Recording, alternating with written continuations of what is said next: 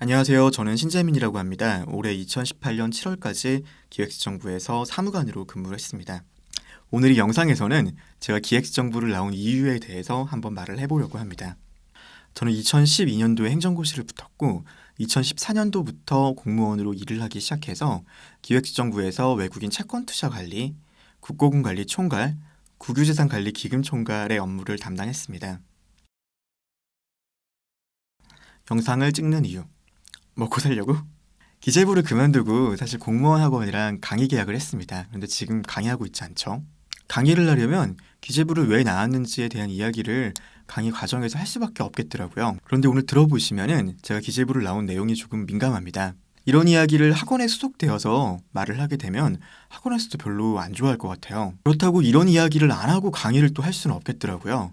제가 기재부를 나온 이유가 제가 기재부에서 겪었던 일들을 전달하고 싶어서 있기도 했었고요. 어차피 제가 가르치는 과목이 행정학이다 보니까 행정 사례들을 설명하는 과정에서 어쩔 수 없이 제가 기재부에서 겪었던 일을 말을 할 수밖에 없는 상황이에요.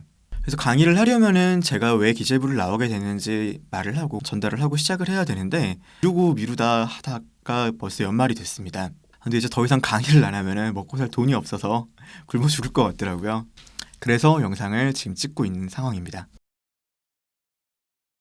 무슨 일이 있었나? 올해 5월 달에 MBC 뉴스데스크에서 정부가 KTNG 사장을 바꾸려고 하는 문건이 입수됐다라는 내용의 리포트가 보도된 적이 있습니다. 네, 그 문건을 언론에 제보한 사람이 저예요. 문건이 나오고 나서는 정부가 실무자가 KTNG에 대한 동향을 파악하고자 하는 목적에서 작성하고 상부에 보고도 되지 않은 내용이다 라고 정리를 하고 흐지부지 끝났던 건이었는데요. 사실 제가 제보했던 문건은 실무자가 작성했던 문건이 아니라 차관님께 보고됐던 문건이었습니다. 실제 사실관계는 이렇습니다. 당시에 청와대에서 KTNG 사장을 바꾸라고 지시를 내립니다. 그래서 기획지정부는 KTNG의 2대 주주인 기업은행으로 하여금 KTNG의 주주총회에서 현 사장의 연임을 반대한다라는 목소리를 내도록 했고요. 기업은행의 재주주는 국가입니다. 그러다 보니까 국가에서 국가의 주주권을 행사하는 기획지정부에서 나서서 이러한 지시를 하게 된 거죠. 그리고 그 과정에서 문건이 만들어졌습니다.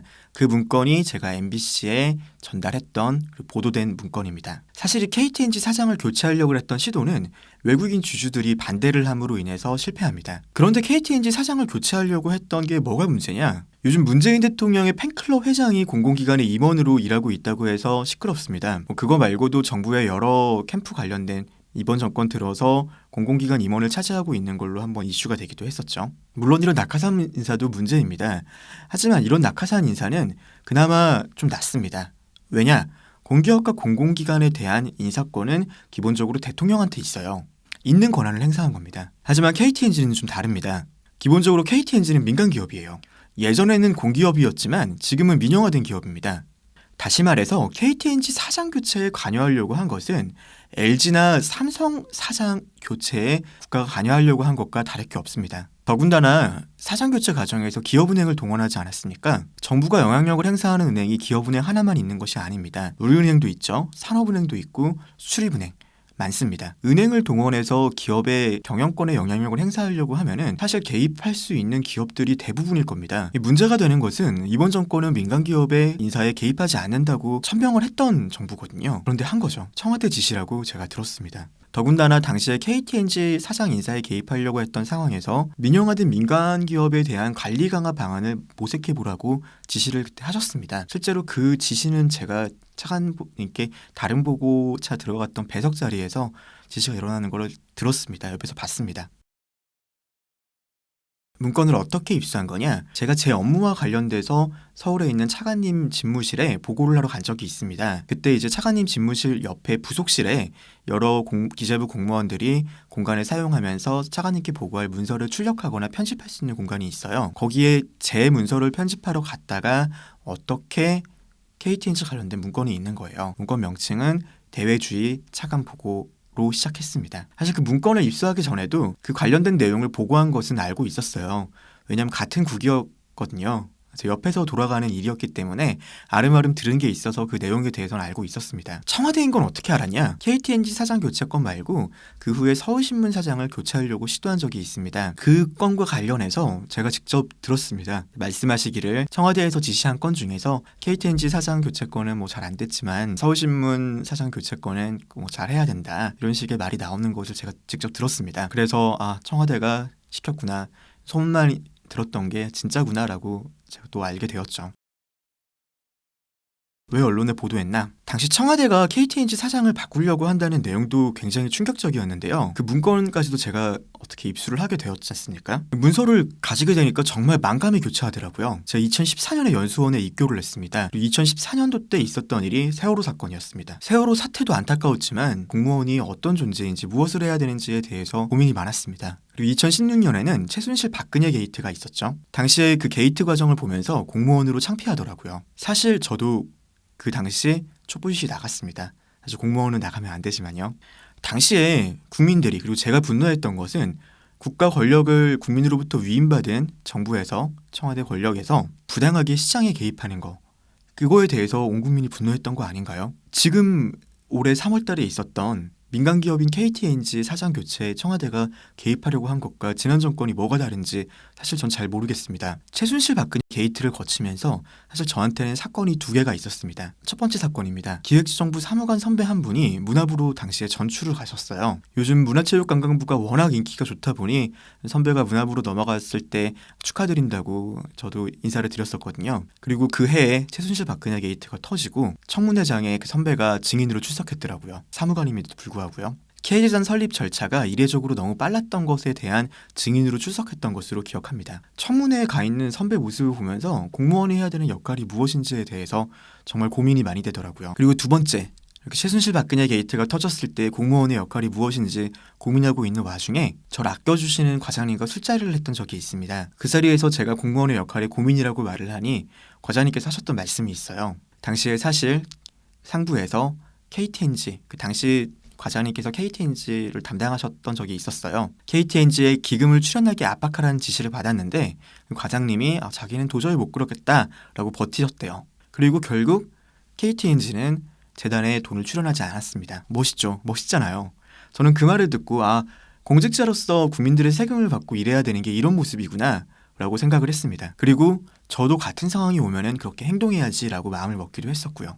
정권이 바뀌고 나서는 그런 일이 없을 줄 알았습니다. 그런데 청와대가 KTNG 사장을 바꾸라고 지시를 하고 더군다나 그 관련된 문건을 제가 입수하기까지 합니다. 어쨌건 그런 KTNG 사장을 바꾸려고 하는 것을 알게 되고 문서까지 입수하게 됐는데 제가 할 수 있는 건 없더라고요. 제 직접적인 업무는 아니었거든요. 그렇다고 정부 내에서 제가 뭐 이걸 어떻게 하겠습니까? 청와대 지시인데 뭐 청와대에다 뭐라 그럴 수도 없는 거고 권익위에다가 뭐라 그럴 수도 없는 거지 않습니까? 그렇다고 그냥 이거를 못 본 척 넘어가는 것은 불과 1년 전에 최순실 박근혜 게이트가 있었고 제 스스로 다짐했던 일이 있었는데 제 다짐을 그냥 아무렇지도 않게 넘기는 것 같더라고요. 이렇게 하나 둘씩 눈 감고 넘어가다 10년, 20년 공무원 생활하면 다음에 정말 그런 더 크고 중요한 일이 있었을 때 저 역시도 세상은 원래 그런 거지라고 하는 공무원이 될 것 같았습니다. 그래서 할 수 있었던 게 언론에 제보를 하는 거였고 MBC에 문건을 넘겼고 보도가 되었습니다. 비록 저희 부에서 실무진이 본 문건이다라고 넘어가긴 했었지만요.